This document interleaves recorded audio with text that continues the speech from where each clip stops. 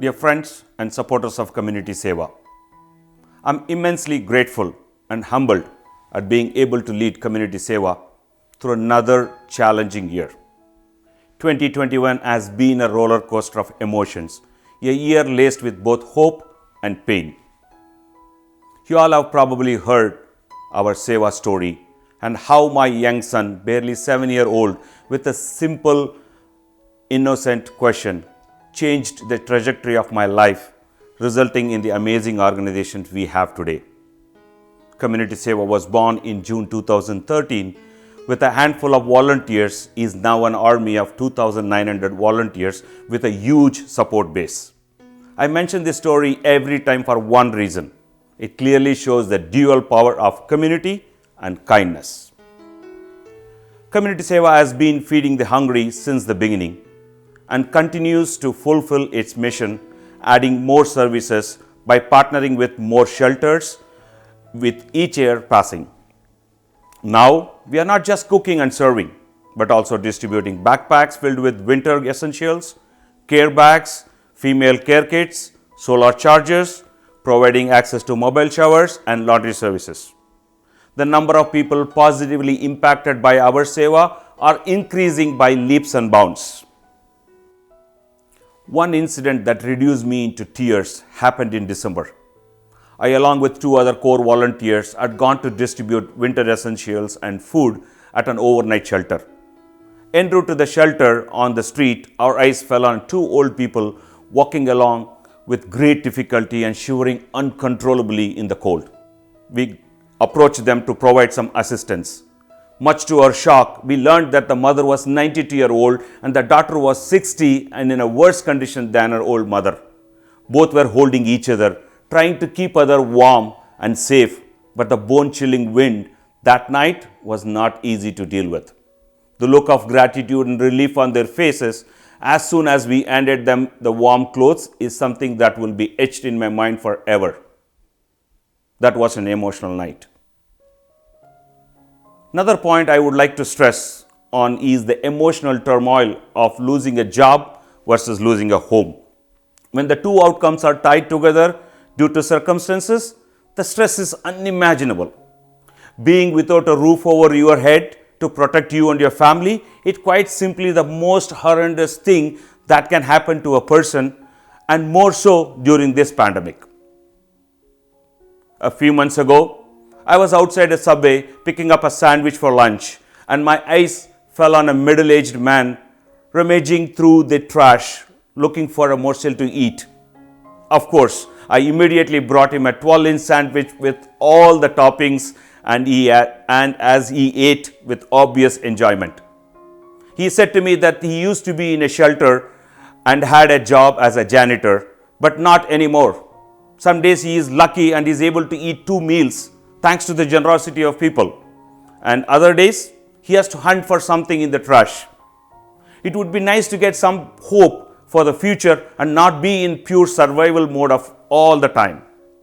He said to me with a wistful look on his dirt-covered face.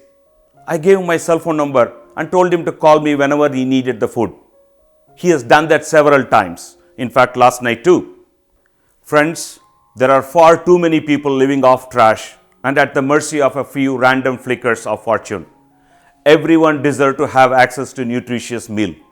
This cause resonates with me at the deepest level and at the very core of my being.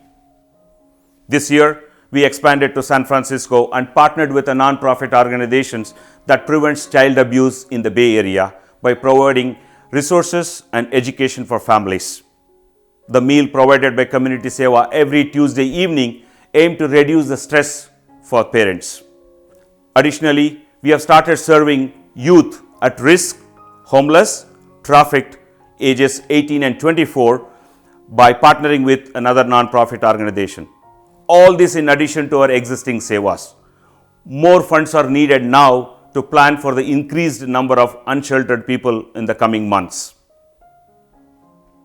As a relentless optimist, I believe that we can and will work as a team to accomplish our goal. We simply cannot do any of this without your help. I earnestly ask each of you to continue your support by donating to our cause. Our target amount for this year annual fundraiser is 200,000. The funds we raise this week will be put to work right away, and we plan to hit the ground running. 1. Expanding our reach to San Francisco by supporting the unhoused community, youth and seniors. Number 2.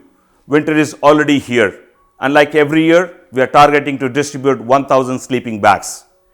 The cost per bag is $35, which is around $35,000 in total. In addition, we plan to distribute winter gears like socks, beanies, gloves, rain ponchos. This again will cost us $10 per set, totaling $10,000.